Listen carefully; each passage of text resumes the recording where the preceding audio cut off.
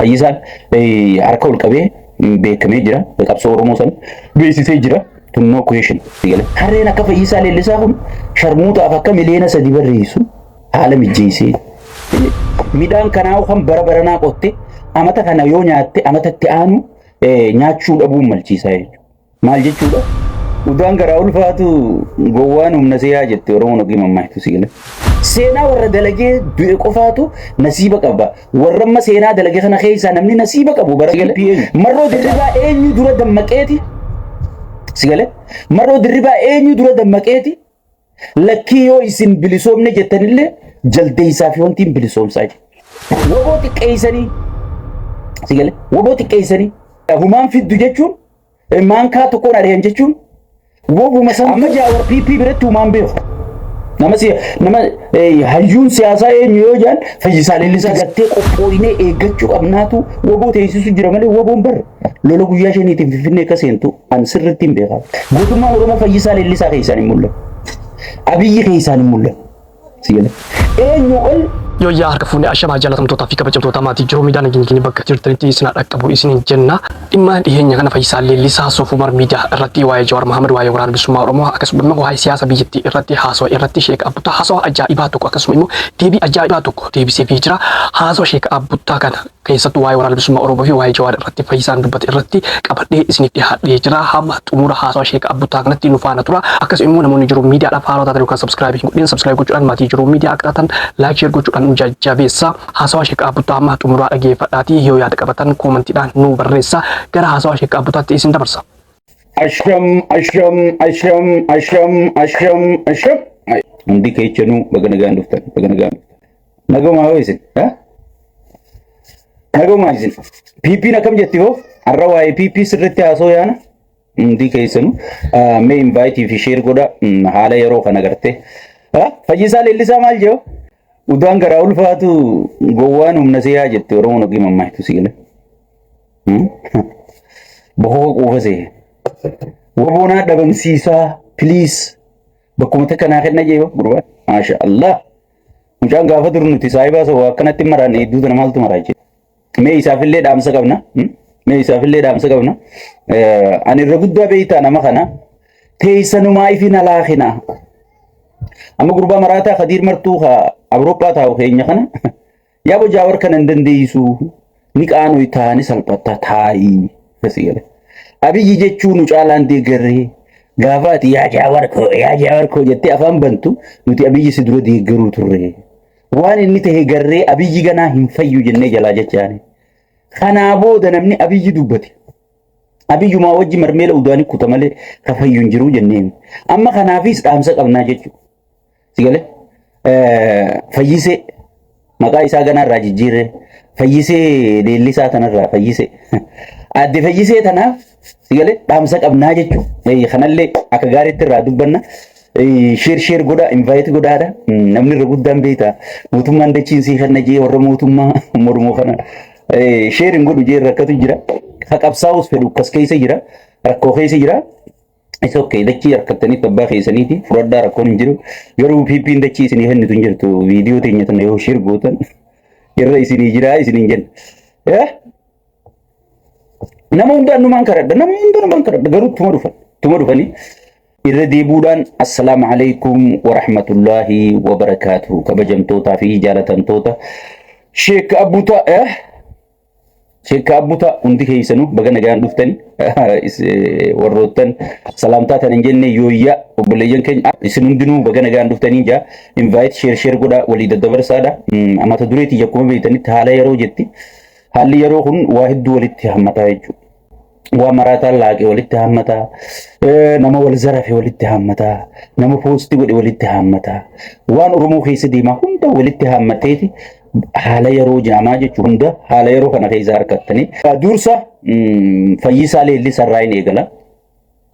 Akkuma inni faaruun eegalettiin ani faaruun hin eegalaa jechuudha. Fayyisaan harka ol qabee beekamee jira. Qabsoo Oromoo san beeksisee jira. No question sigale. Qabsoo amata meeqa itti dadhabnee miidiyaan addunyaa dubbachuu didee sakandii hanga sanitti addunyaan guutuun akka dubbattu godhee jira jechuudha. Tanatti gowwaa qofaatu waan dabre yaadan. Tanatti Oromoo gargaaree jira. Dhibba gargaaree jira. 100% gartee seenaa bareedduu uummata Oromootii fi saba Itoophiyaa san osoo gartee Oromoo qofan ta'in saba Itoophiyaa guutuu sanirra gartee gonfatee jechuudha. Seenaa gonfate san akkasuma keenyaaf jechuudha. Garuu namni tokko seena dalagee maal dalagee adeero wahiin isinii himame. Midhaan kanaa kan bara baranaa qotte amata kana yoo nyaatte amatatti aanu nyaachuu dhabuun malchiisaa jechuudha. Maal jechuudha? Midhaan bara deengaddaatiin akka gaarii qotadhe jettee amata kanan teessu amata kanaas ni qottaa jechuudha. Duriin Oromoo dalage jettee arra yoo Oromoo irra lola labsite ati diina Oromooti malee dur akkattiin dalaguu ture wanni jedhamu jirtu jechuudha. Seenaa warra dalagee du'e qofaatu nasiiba qaba. Warra amma seenaa dalagee kana keessaa namni nasiiba qabu bara PPN Hacaaluu Hundee isaa qofaa jechuudha. Nasiiba guddaa qaba jechuudha. Osoon seenaa isaan balleessin quban kakkaayin karaa rabbii isaa nagaan deemee jechuudha. Osoo jiraatee beeki inni isarra waan biroo jennaan himee siigalee akkuma galaana gaarumsaa kana fa'aa waan biroo jechuuf ammalchiisaa jechuudha. Siigalee saniifuu seenaa inni madura dalageef baay'ee kabanya baay'ee jaalladha. Dheengadda seenaa dalayde jennee dheengadda seenaa hojjette jennee arra hoggii namichi gartee nama bineensa sheeyxaana dhiiga Oromoo dhugu sheeyxaana hayyuu Oromoo dhabamsiisu sheeyxaana Oromoo xiqqeessu sheeyxaana aadaa Oromoo balleessu sheeyxaana gartee yaada ezeemaa lafa qabsiisee yaada abaa'oo dhabamsiisu sigale kana hoggii inni nurra deeggaru way dheengadda nu qabsaa'uu turtee jennee shururuu godhuun nurra hin jiru jechuudha. Itti aansuudhaan fayyisaan waa'ee abaa'oo dubbatee jechuudha. Waa'ee abaa'oo waa'ee keessattuu abaa'oo waboo dubbatee jechuudha. Waa'ee marroo dirribaa dubbatee jechuudha. Mee waa'ee marroo dirribaa tanaan gurbaa wanti xiqqoo yaadachiisa fayyisee xiqqoo yaadachiisa jechuudha. Fayyisee leellisaa tana xiqqoo yaadachiisa jechuudha. Bara anaa fi atilleen Abiyyi salaatuu turre. Bara anaa fi atillee Minilik jala dhaynee Minilik abbo Minilik jennee Minilik Abiyyi nu dhungachiisuu ture.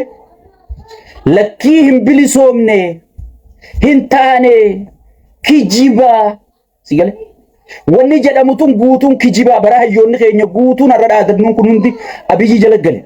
Jijjiiramni dhufee jennee bara galle sigale. Lakkii hin taane nama nuun jee nama nu dura dammaqee jechuudha. Bara addunyaan guutuun shawwadamtee sheeyxaana Noobeelii badhaafte. Bara addunyaan guutuun shawwadamtee Daabiloos dhiiga namaa malee jiraachuu hin dandeenye Noobeelii badhaafte. Sigale marroo dirribaa eenyu dura dammaqeeti? Sigale marroo dirribaa eenyu dura dammaqeeti? Lakkii yoo isin bilisoomne jettanillee jaldeessaa fi wanti hin bilisoomsaa jiru. Waboon har'a kan jiraachuu jiruun waan hooggana jabaa qabuuf. Waboon dheengadda gartee New York Times, Washington Post addunyaan guutuu wanni irraa dubbatteef Oromummaa gartee qaallichi awwaale jee gammadee namni survive godhee gartee Oromummaan akkan awwaalamne hambisee akka nutilleen PP jalaa hoggii as dachaanu sigale bakkatti mataa qabannee falminu mooraa keessa mataa qabannee falmuu dandeenya. Ana taayee jaawar walaa wanni hundinuu warri falmatu jiru kun bakkatti irra dhaabbannee falmachuu dandeenyu kanuu uume waboo inni akkasitti qeessee jalmarroo dirribaa kana fa'aa jechuudha. Sigale. Namni lubbuu ol wanni qaaliin hin jirtu.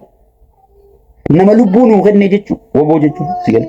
Nama lubbuu nuu kennee fi nama dachii uummataa saame kam turra sabboona kam turra ilmasabaati uummata Oromoo dafilataa jechuudha. Uummata Oromoo dafilataa jechuudha. So saniifuu marroo dirribaatiin waboo xiqqeessanii sigale waboo xiqqeessanii humaan fiddu jechuun maankaa tokkoon ari'an jechuun wobuma santu gooftaa isaa Daabiloos sheeyxaanticha inni sagaduuf san kan inni cherchii dhaquu dhiisee isa jalaa udaan arraabu san Taanzaaniyaa waggi lama geessise. Ameerikaa guddoo tana amansiisee fiddee Ameerikaan dhuftee wajji mari'atte. Abaa'oo takkaa teebilii addunyaarra dhuftee hin beekne bara marroo dirribaati teebilirra dhayitee jechuudha. Teebilii addunyaarra dhayitee miidiyaaleen addunyaa kana karraan gabaasan hin jiru jechuudha. Namni waan qabu ofirratti hin beekne namni waan qabu hin dhaadheessine namaa miti jechuudha. Okay. Waboon faayidaan qabdu maan kan ariite maatiin kee maamaan kaan annarii maaliif Finfinnee galchite? Maaliif baqattee Finfinnee galte? Warshaa kee kan simmintoo kan sirraa caccabsan dhiira taatumaa deemteen tolfati. Maa deemteen tolfati? Ati siin namaati gassossootee maan tolfati? Sigale. Dhiirummaa waboodhaa hoogganaa ABO kan takkaa namni harreenuu fuudheen beeyne gartee qayyi masqaliisa beekee no fly zone addunyaan guutuun no fly zone goote Itoophiyaa bahararraa saatalaayitiin eeggamaa helikoophtar marroo fuudhee deemu. Sigale. No fly zone addunyaa godhanii sigale achii dhaqanii muka keessaa fuudhanii jechuudha. Kun dadhabina. Kun maankaa baqateeti nama maankaa qabatu baqatu addunyaan dayitee chiifuuti. Nama dandeettiin qabne addunyaan teebilii addunyaarra dhufee mootummaa harka kennisiisee harka micciirsisee mariif gatteessisuu dandeeti. Nama sanii nama bu'aan qabne haa addunyaa wajjiin mari'atu.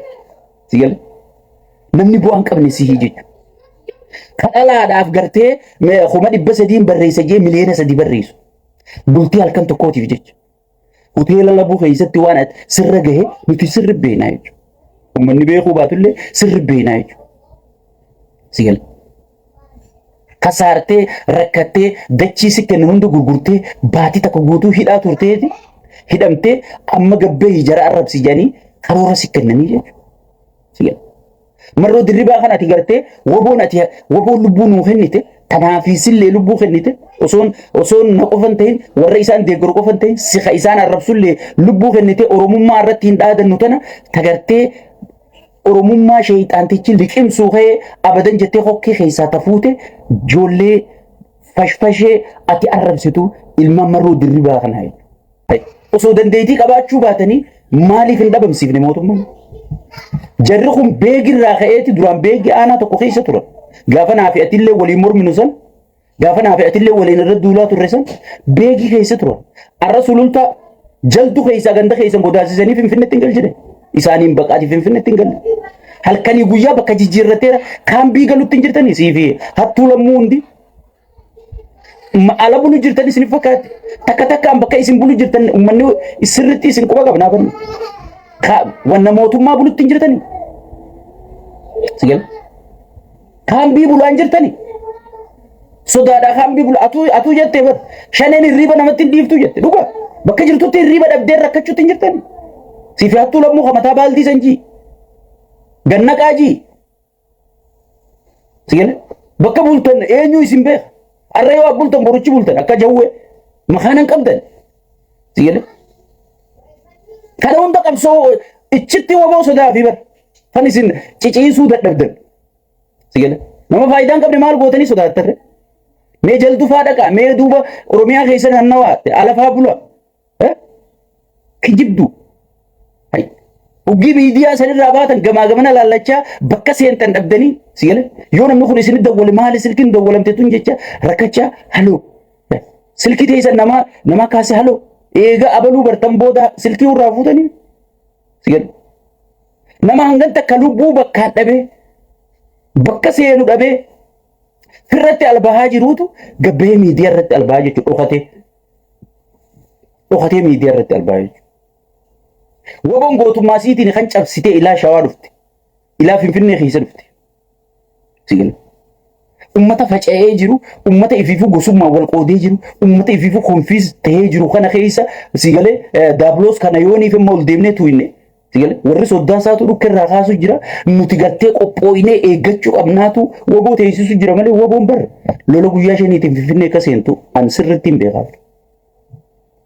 Makalaakiyaan bar makalaakiyaan ati faarsitu maa dhuftanii xumura daabloos kana nurraan goonee sheeyxaanticha kana maa nurraan goonee jechaanii jira. Sigale. Guutuun addunyaatti ilaalaa jirti. Waraana dur lafa hin jirre jaaree gartee arra ilaa Finfinnee kafite marroo dirribaatii jechuudha. Sosaniifu ati waan siyaasaan tunis irra guddaa siin gadiniif siyaasaan akkuma gartee maal ati maaltu sirra laalaa sila kan ati faarsitu kas jira zigale kan ati faarsitu kan ati sagaddu sunu wallala kasiti jaarsa namicha mataan fayyaan qabne san ha parlama irra taa'ee kiniina dhugu zigale kiniina maraatu sa'aatiin geenyaan dafeetu manatti akka naajee qala'u zigale kan ati dinqisiifattuu kas jira ati maalayya zigale ati maalayya. Jalatamtoota fi kabajamtoota maatii jiru miidiyaa dhaabbataa silaa waan baay'ee dubbataa jira haasofni isaallee akkuma itti fufeetti jira juddumaanii akka laayikii tuttan isinuma yaadachiisuu fi akkasuma immoo yaada qophattan koomentiidhaan du'aa barreessitanii fi yaada dhaabbataa sirriidha moo yaada Fayyisaa Leellisaati intarvuu Fayyisaa Leellisaa akkuma dhageettanitti waraana bilisummaa Oromoo fi akkasuma immoo Jawaar Mohaammed yoo qeequudha kan dhagahame yaadni isaa sirriidha wanni Fayyisaa Leellisaa dubbate sun sirriidha moo akka dhaabbataa sirriidha isinis yaada keessan kennadha. University waa'ee Jawaar Mohaammed dubbate. Jawaar Mohaammed namni tokko dogoggora ni qaba. Ilma namaa hundinuu guutuun hin jiru. Guutuun hin jiru. Namni dogoggora hin qabne ilma namaa hin jiru. Guutuun Rabbii tokkicha qofa. Guutuun Rabbii tokkicha qofa. Garuu PP biratti Abiyyi mormuun tootaalii ati beekaa taate wallaalaa taate Abiyyi morminaan ati namumaan beeku.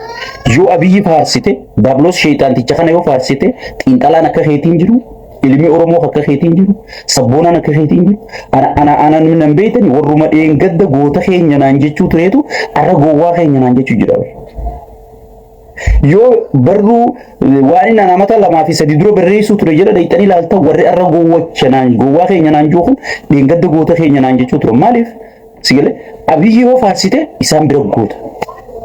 Abiyyi yoo faarsite Daablos kana yoo faarsite isaan biratti gartee nama siyaasaa beeku nama siyaasaa hubate amma irra guddaa Taayyee Danda'aatiin maal jedhan nama siyaasaan beekni binaamin jedhanii maaliif Taayyee waan irratti itti jiru kana amata sadi dura dubbate nutillee anillee akkasumatti hin dubbachaa ture maaliif uumaan beeku tureeti maaliif waan Abiyyiin jaalanne dubbanne osoo waan Abiyyi jaalanne dubbanne akka isaan itti nu sagadaa turan kophee nu dachaasaa turan isin caalaa namni beeku hin jiru jechuudha isin caalaa namni beeku hin jiru jechuudha PP biratti akkasi poolisiin isi amma Jawaar PP biratti uumaan beeku nama hayyuun siyaasaa eenyu yoo jaan Fayyisaa Leellisaa siin jaan faarsee bulaan guutuun wallahi gaafat hayyuun eenyu yoo siin jaan Fayyisaa Leellisaa siin jaan Jawaari Moosaa Fayyisaa Leellisaa turraa iyyuu Fayyisaa fi Jawaar waliin fiddaa siin namka Fayyisaa jedhaa siin namni kun yoo paartii mormitullee ta'e jaba jechuun isaan keessin jiru Abiyyi dura dhaabbanna Daabloosis akkasii yaada sheeyxaanticha abbaan isaanii akkasii yaada waan ta'e jiraachuu hin danda'e yoo akkasii jechuu baata jiraachuu hin danda'e mee waa'ee Jawaar Mohaammed xiqqoo haa dubbannu Jawaar Mohaammed qabsoo Oromoo tanaa akkam taatetti dhufe gaafa inni qilleensa Oromiyaa bilisoomsine jee OMN asuma bakka nan taa'u jiru Minisoota kanatti inni haasa'u wanni takka lafarra hin jirtu garuu Jawaar akkanuma duwwa keenoo abbootii isaatu abaa'oo isa dura Oromoo jaaree qeeroo mataa tuutaa waan jarjartu suuta jee gartee as baasee ilma bar abbaa gaariitu ilma jabaa dhalchaa bar waan abaa'oon jabduu taatee fi ilmi akka Jawaar kun abaa'oo keessaa bahee jechuudha ilmi jabaan isaanii bakka abbootiin isaatti dadhabde dhufee fuudhee qabsoo tana xumuraan gahee jechuudha garuu kan nuti feene sanii xumuramte noo akka nuti feenu dhiisi akka nuti dheeyne xumuramte jechuudha akkana taana Oromoon tun ganaaf duuba deebitee kana ni taatii jennee akka nuti dheeyne xumuramte jechuudha sun hundi maali dalagaa Rabbiiti garuu Rabbiin xumuratti godha itti godha wayyaanee sukuriitiin isii Andalgaachoo Siggeefaa Yamanii qabdee biyya biroorraa filaayitii sa'aa inni bararu beeytee addunyaa tanarra guutuu sukuriitiin isi Ameerikaa namichi intervii VOA irra godhe hay Waashingtan DC tana jirtaa jeeni bar arshii yoo jiraatte qabnee si finnaa jeeni bar arshii sigala eebba welcome arshii yoo jiraatte qabne wayyaanee akkasitti sukuriitii isitti abdatte sani miidiyaa tokkoon kompiitara tokkoon taa'ee mirti facaaftee diidee harreen akka Fayyisaa Leellisaa kun sharmuutaaf akka miliyoona 3 barreessu haala mijjeessee jechuudha. Oromoon sun tanuma dheengadda baankii fi taankii wayyaanee harkaa qabdu dura dhaabbattee roorroo ofirraa dhorkiteetu arra bilziqinnaa manarra diigaa jirti. Goota maarreedhaa miixirkishoo jettan mee manuma diigoo mukanaa ofirraa dhorkitu goota goota kasi godhu hoogganaadha. Luyina kasi godhus hoogganaadha. Oromoon amma waan luyinaan hoogganamu jirtuuf waan gowwaan bakka qabatee jiruuf waan daabiloosa angorra jiruuf luyina taatee jechuudha. Oromoon lamaan dhalanne bara. Amma nama walii gadi maal jaa ibbarree jirraa ganaa namni siiduu hin jiru adeeroo mataa keetiif duutaa bara. Jaawariif duuta si fakkaatte sheekka abbutaatiif duuta si fakkaatte naa hime. Nuti bara Ameerika jirraa bara bashannan biyya addunyaarraa tokkoffaa biyya samii fi lafaan nu eegan irra jirra. Yoo rabbii tokkicha taate malee ruuhii teenya tana bakka seefti addunyaa tanarraa jaamtu jirra.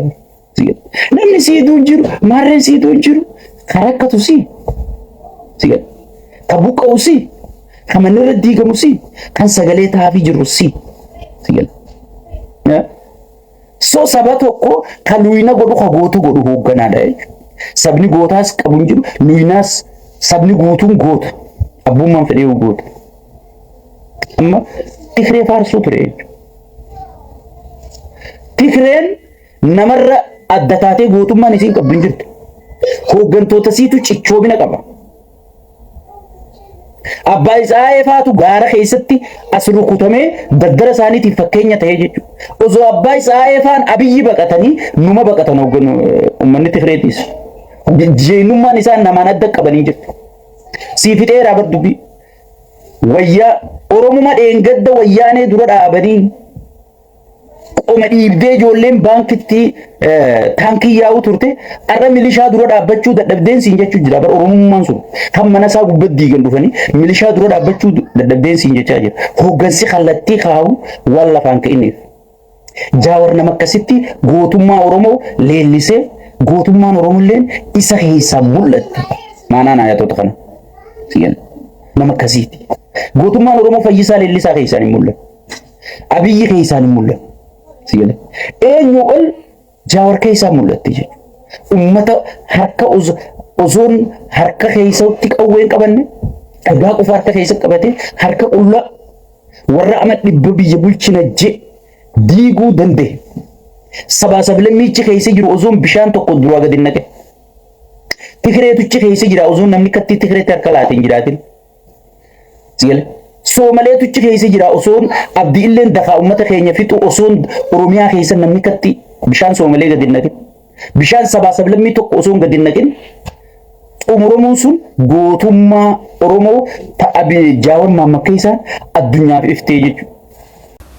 Egaa hordoftoota fi kabajamtoota maatii Jiroo Miidiyaa wanti ammaaf qabannee isiniif dhiyaannee hanganuma odeeffannoo keenya biraatiin immoo hamma walitti deemnutti nagaan turaa isiniin jenna. Namoonni Jiroo Miidiyaadhaaf haarawaa taatan yookaan sabskiraayib hin godhin sabskiraayib gochuudhaan maatii Jiroo Miidiyaa akka taatan akkasuma laayik sheer gochuudhaan nu jajjabeessaa dhaamsa keenya waan wajjin turtaniif galatoomaa ulfaadhaa.